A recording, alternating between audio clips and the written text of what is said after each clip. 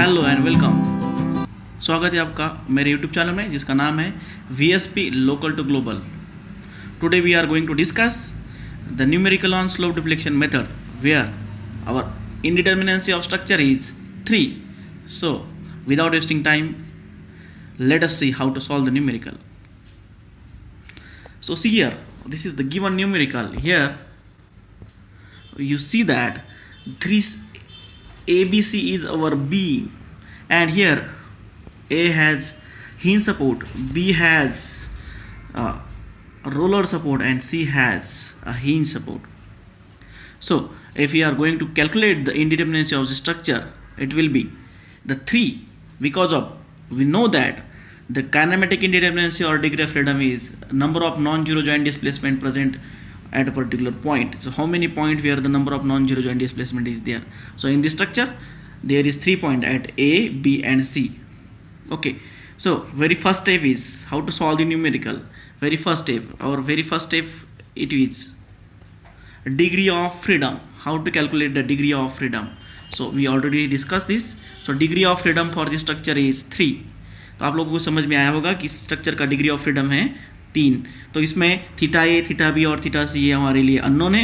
If we get this things that will give the final bending moments. Okay, let us start with the second step. See here, loading condition of the structure is on AB span there is 1 kilonewton point load is there, and BC span that is 3 kilonewton per meter UDL is there.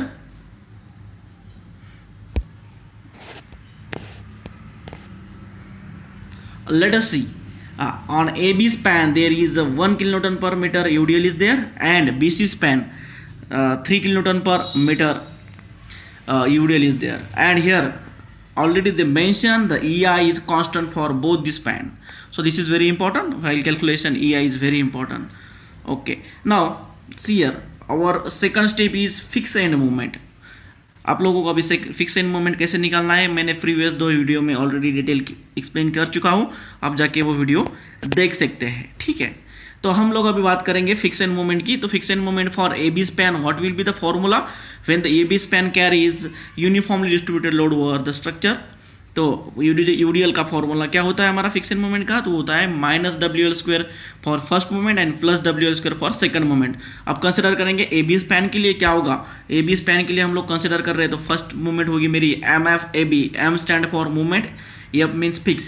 AB moment कितना होगा? -WL² because it rotate anti clockwise. We already discuss this things in previous video. You go and watch this video so you'll get better understanding. So see here, the W is 1 kilonewton, span for the structure is 6 meter, and the L square, that means L square will be 36 divided by 12. So it will dividing the 36 divided by 12, so it will be the 3. So 3 into 1 is the 3, and the sign will be the minus. So first moment is clear here.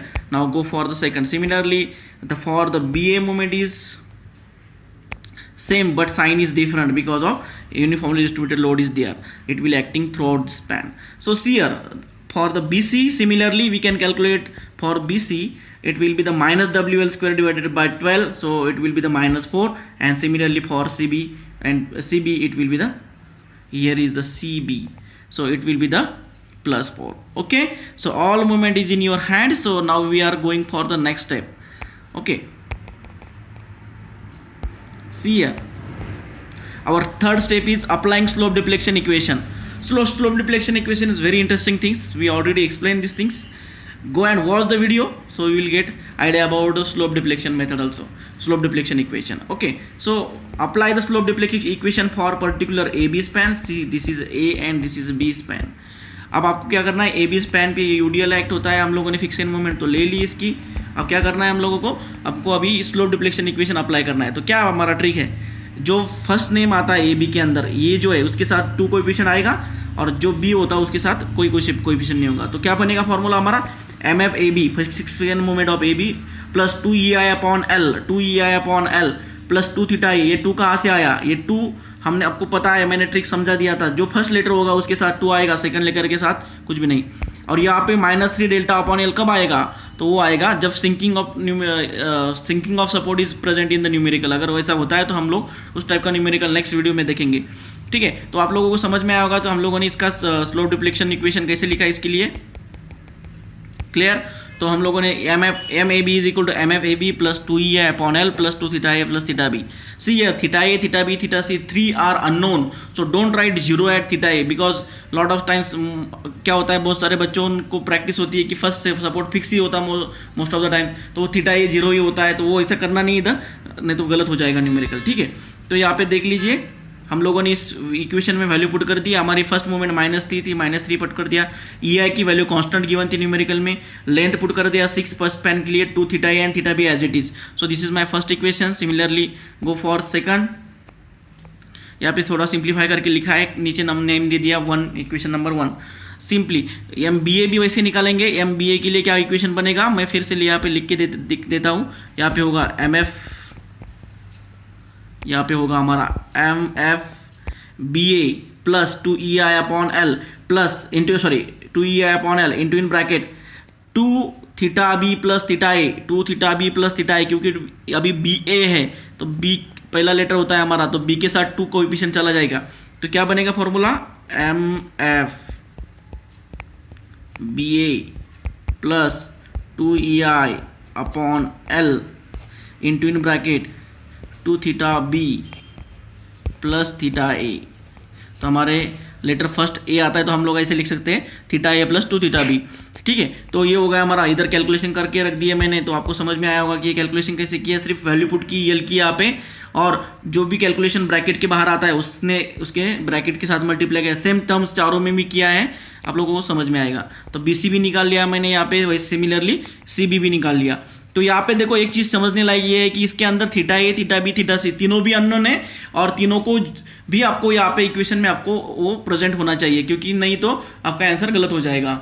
आपको ये चीज़ याद रखनी है, जो जहाँ पे भी degree of freedom present है वहाँ पे जो भी स्लोप आता है वो आपको आपके इक्वेशन में वो स्लोप प्रेजेंट रखना ही रखना है, नहीं तो 0 अगर कर दिया तो समझ लो आपका न्यूमेरिकल गलत हो जाएगा। ये समझने लायक चीज़ थी। अब हम आते हैं नेक्स्ट स्टेप पे, अप्लाइंग इक्विलिब्रियम इक्वेशन। अब अप्लाइंग इक्विलिब्रियम इक्वेशन मतलब क्या होगा, हम लोगों को इक्विलिब्रियम इक्वेशन अप्लाई करना है। मैंने एक ट्रिक समझा दिया था आपको कि इक्विलिब्रियम इक्वेशन हम कहाँ पे अप्लाई करते हैं, बीम में जहाँ पे डिग्री ऑफ फ्रीडम प्रेजेंट होता है उस पॉइंट पे हम इक्विलिब्रियम इक्वेशन अप्लाई करते हैं। अभी हमारे केस में देखो ए पे भी अप्लाई होता है, बी पे भी अप्लाई होता है और सी पे भी अप्लाई होता है। क्यों, क्योंकि यहाँ पे ए पे भी डिग्री ऑफ फ्रीडम प्रेजेंट है, बी पे भी डिग्री ऑफ फ्रीडम प्रेजेंट है, सी पे भी डिग्री ऑफ फ्रीडम प्रेजेंट है। तो हम ए, बी और सी तीनों जगह पे ये निकाल सकते हैं, मतलब निकालना आपको पड़ेगा इक्विलिब्रियम इक्वेशन यूज करके। तो देखो अब क्या निकालना पड़ेगा, तो हम लोग इक्वेशन प्रिपेयर करने वाले इक्विलिब्रियम इक्वेशन यूज करके। अब मैंने क्या इक्वेशन कहाँ पे अप्लाई किया, फर्स्ट मेरा जहाँ पे डिग्री ऑफ फ्रीडम प्रेजेंट था ए पे, तो मैंने वहाँ पे ए जॉइंट पे हमारा अप्लाई कर दिया, ठीक है। अभी ए जॉइंट पे अप्लाई करने के बाद अब ये चीज़ समझ लो, यहाँ पे कौन सी मूवमेंट आएगी, एम ए बी रहेगी, ठीक है। अब बी पॉइंट इधर कौन सी आएगी, एम बी ए आएगी। बी के इस साइड में कौन सी आएगी, यहाँ पे अपना सी है तो यहाँ पे आएगी बी सी और यहाँ पे आएगी सी बी। तो ये तीनों के तीनों मूवमेंट, सॉरी चारों के चारों मूवमेंट आपके स्ट्रक्चर पे अवेलेबल है। तो हम लोग उसको उसी, अभी मैंने क्या किया अप्लाई कि ए जॉइंट पे जो भी मूवमेंट है ए जॉइंट पे, ठीक है, ए जॉइंट पे कौन सी मूवमेंट है, एम ए बी। तो मैं क्या करूंगा, इक्विलिब्रियम इक्वेशन अप्लाई करने के बाद M A B is equal to 0, only one movement is there at A point, so M A B is equal to 0। ये होगा मेरा फर्स्ट इक्विलिब्रियम इक्वेशन। तो मैं क्या करूंगा, यहाँ पे एम ए बी का इक्वेशन मैंने यहाँ पे पुट कर दिया। तो मैं क्या कर सकता हूँ, यहाँ पे एम ए बी का इक्वेशन पुट करने के बाद टोटली जो भी वैल्यू मेरे पास अवेलेबल है, कहाँ पे मिलेगी वो वैल्यू, हम लोगों ने यहाँ पे स्लोप डिप्लेक्शन इक्वेशन, यहाँ पे एम ए बी का इक्वेशन प्रिपेयर किया था। देखो यहाँ पे आप लोग देख सकते हैं, ये इक्वेशन मैंने प्रिपेयर किया था, वही इक्वेशन जो स्टेप 3 में हम लोगों ने प्रिपेयर किया था, वही इक्वेशन को हम नीचे इक्विलिब्रियम इक्वेशन के केस में यूज करने वाले हैं। अब एम ए बी की वैल्यू आपको पता चल गई, ये एम ए बी कहाँ से आया, समझ में आया आप लोगों को, एम ए बी कहाँ से आया है आपका, ये बिकॉज ऑफ इक्विलिब्रियम इक्वेशन हमने ए जॉइंट पे अप्लाई किया था। ए जॉइंट पे एक ही मूवमेंट थे तो M A B is equal to 0। Equilibrium equation कौन सा यूज करते हैं, हम मूवमेंट वाला इक्वेशन यूज करते हैं, summation of movement at point is equal to 0। तो समझ में आएगा आपको, ये भी यहाँ से मैंने किया। सिमिलरली हम बी जॉइंट पे अगर देखें तो बी जॉइंट पे आपको स्ट्रक्चर ऐसा दिखेगा, बी जॉइंट है तो यहाँ पे बी ए मूवमेंट होगी, यहाँ पे बी सी मूवमेंट होगी। अगर मैं इक्विलिब्रियम इक्वेशन अप्लाई करता हूँ इस बी जॉइंट के लिए तो क्या होगा मेरा equilibrium equation, M B A plus M B C is equal to zero, M B A plus M B C is equal to zero. तो सिंपल है, हम बी ए और बी सी का इक्वेशन कहाँ से उठाएंगे, तो हमारे स्टेप नंबर 3 से। तो हम लोगों ने यहाँ पे देखो बी ए और बी सी का इक्वेशन पुट कर दिया, ये बी ए का वैल्यू है, ये बी सी की वैल्यू है, ठीक है। अब बी ए और बी सी की वैल्यू में से क्या करना है, थीटा बी वाली टर्म्स कलेक्ट करना है, थीटा सी वाली टर्म कलेक्ट करना है और थीटा ए वाली कलेक्ट करना है। तो यहाँ पे देखो थीटा बी की 2 टर्म्स हैं, थीटा ए की 1 टर्म्स है और थीटा सी की भी 1 टर्म्स है, ठीक है। अलग अलग इंडिकेशन दे दिया मैंने। तो मैं उस सब चीज़ों को एक साथ इकट्ठा कर लेता हूँ। Theta A as it is, theta B देखो 0.66 थीटा बी और ये यहाँ पे ये 1 वाला थीटा बी, तो ये कितना हो गया 1.66 थीटा बी और ये 0.5 theta C as it is. अब देखो यहाँ पे कांस्टेंट टर्म भी कुछ प्रेजेंट है, ये 3 और यहाँ पे है इस इक्वेशन में कोई नहीं है, तो ये 3 यहाँ पे हम लोग यूज करेंगे इसको सामने लेके जाके। यहाँ पे सॉरी यहाँ पे लिखना भूल गया एक चीज़, हमारा जो BC का इक्वेशन है उस पर 3 है, यहाँ पे -4 है और 3 में से -4 चले गए, -1 बचा। अब -1 या इस इक्वल टू के पीछे है, तो ये अगर -1 सामने भेज दिया तो वो बनेगा +1, ठीक है। तो ये आपको समझ में आया होगा चीज़, ठीक है। अब सिमिलरली हम लोग जॉइंट C के लिए अप्लाई करेंगे। जॉइंट सी पे भी एक ही मूवमेंट प्रेजेंट है अपने गिवन स्ट्रक्चर में। देखो यहाँ पे सी जॉइंट है, यहाँ पे कौन सी मूवमेंट प्रेजेंट है, ओनली सीबी। तो हम लोगों ने CB movement M C B is equal to 0 ये इक्विलिब्रियम इक्वेशन अप्लाई कर दिया। तो हम लोग क्या करेंगे, इसके अंदर जो सीबी का इक्वेशन हम लोगों ने स्टेप 3 में बनाया था वही इक्वेशन हम यहाँ पे लिखने वाले हैं। तो वो हमने वैसे के वैसे लिख दिया। अभी +4 था इस साइड में, सामने जाने के बाद +4 था तो हमने सामने भेज दिया उसको, तो वो हो गया -4, ठीक है। ये भी आपको समझ में आया होगा। अब करना क्या है, जो भी हम लोगों ने इक्विलिब्रियम इक्वेशन यूज करके जो इक्वेशन बनाए, इक्विलिब्रियम इक्वेशन अप्लाई करके जो हम लोगों ने उसको नाम भी दिया, यहाँ पे देख सकते हैं आप। फर्स्ट इक्वेशन जो बना एम ए बी का, तो उसको नाम दिया ए, फिर यहाँ पे बी और एम सी बी का लिए ये ले लिया सी। अब इसमें एक समझने वाली चीज़ है कि सी जॉइंट पे बी जॉइंट पे 2 मूवमेंट क्यों कैसे क्या आ गई। तो बी जॉइंट पे 2 मूवमेंट इसलिए आ गई कि बी जॉइंट पे देखो बी ए वाली भी मूवमेंट प्रेजेंट है और बी सी वाली भी मूवमेंट प्रेजेंट है, तो दोनों को ऐड करके इक्वल टू 0 मतलब हमारा इक्विलिब्रियम इक्वेशन बनता है। अब मैंने equation A B C simultaneously solve कर दिया। कैलकुलेटर में जाओ, इक्वेशन में जाओ और अननोन 3 पे क्लिक करो, क्योंकि हमारे यहाँ पे 3 अननोन है, theta A, theta B, theta सी। फिर सीक्वेंस में आपको वैल्यू पुट करना है। यहाँ पे बहुत सारे बच्चे यहाँ पे गलती कर देते हैं। देखो हमारा सीक्वेंस क्या होना चाहिए, थीटा ए का coefficient first, then theta B का, देन थीटा सी का और बाद में कांस्टेंट वाला टर्म जो इक्वल टू के सामने होगा। अब यहाँ पे क्या देखो, हमारा ए बी इक्वेशन में आप देख सकते हैं कि यहाँ पे थीटा ए प्रेजेंट है, थीटा बी प्रेजेंट है, थीटा सी प्रेजेंट है, तो तीनों की कोएफिशिएंट हम डायरेक्टली ऐड कर सकते हैं हमारे कैलकुलेटर में। पर इस केस में देखो यहाँ पे थीटा ए एब्सेंट है, तो ये थीटा ए का कोएफिशिएंट क्या पुट करेंगे आप, 0 पुट करेंगे। यही चीज़ सिखानी थी आपको कि इस केस में भी अभी देखो ये इक्वेशन में थीटा ए प्रेजेंट है, थीटा बी प्रेजेंट है, ठीक है, लेकिन थीटा सी प्रेजेंट नहीं है इक्वेशन ए में। तो यहाँ पे थीटा सी का जब कैलकुलेटर में पुट करते टाइम आप क्या करेंगे, कोएफिशिएंट 0 पुट करेंगे तो आपको सही वैल्यू मिलेगी। तो अब मैंने कैलकुलेटर में पुट किया और डायरेक्टली कैसे पुट करना है, इक्वेशन में जाना है, अननोन्स पे क्लिक करना है, मतलब अननोन वाला नंबर प्रेस करना है और नंबर ऑफ अननोन कितने अपने, तो 3 अननोन है वो, और उसके फिर बाद में उसी हिसाब से इक्वेशन वाइज वैल्यू आपको पुट करना है। तो आपको मिलेगा थीटा ए की वैल्यू 3.94, थीटा बी की वैल्यू 1.20 अपॉन ई है, ये -4.60 upon E I is theta C value. अब देखो ये बोलेंगे सर आप ये ई आई कहाँ से आया, तो ये समझ लो, सपोज ये मेरा इक्वेशन सी में देख लेते हैं, ये ई आई मैंने कॉमन ले लिया इक्वल टू -4, ये अपना जैसे कि वैसे है। तो यहाँ पे 0.5 थीटा बी, 0.5 सी, सॉरी 1 थीटा सी, ऐसा होगा। अगर मैंने इक्विलिब्रियम इक्वेशन कैलकुलेटर में मैंने सॉल्व किया, सिर्फ कोएफिशिएंट यूज किए, ई आई का यूज नहीं किया, तो ई आई अगर क्रॉस मल्टीप्लाई कर दिया तो वो नीचे चला जाएगा, तो ये ही नीचे चला आया है इधर, ठीक है, अपने थीटा बी और थीटा सी और थीटा ए की वैल्यू में। अब अपनी बचती है last step, it is very important, हम लोगों की कैलकुलेट करना है final moment by using this unknown slope. So go for the final step, that is final stage number is name is final moment calculation.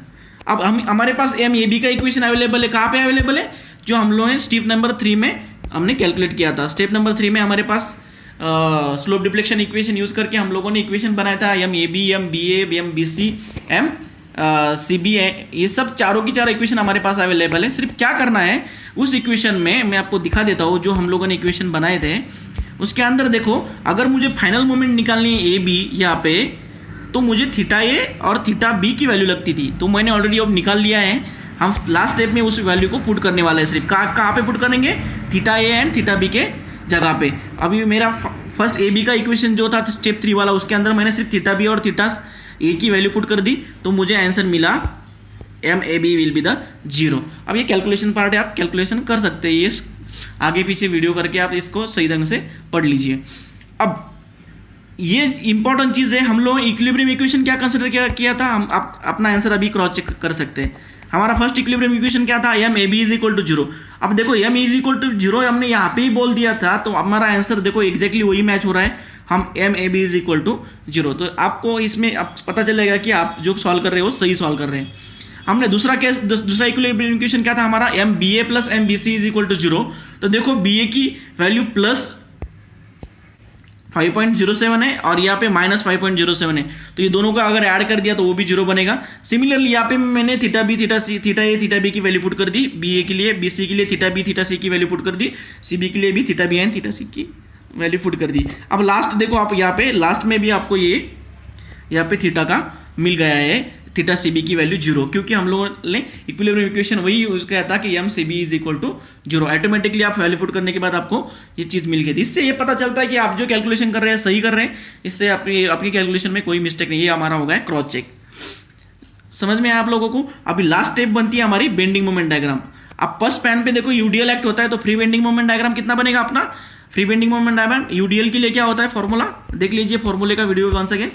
यहाँ पे अगर UDL act होता है तो free bending moment diagram second degree parabola, और यहाँ पे होता है WL² डिवाइडेड बाय 8। तो WL² डिवाइडेड बाय 8 मैंने फर्स्ट स्पैन के लिए यूज़ किया। सेकंड स्पैन पे भी UDL एक्ट होता है, उसकी भी फ्री बेंडिंग मोमेंट डायग्राम मैंने निकाल ली।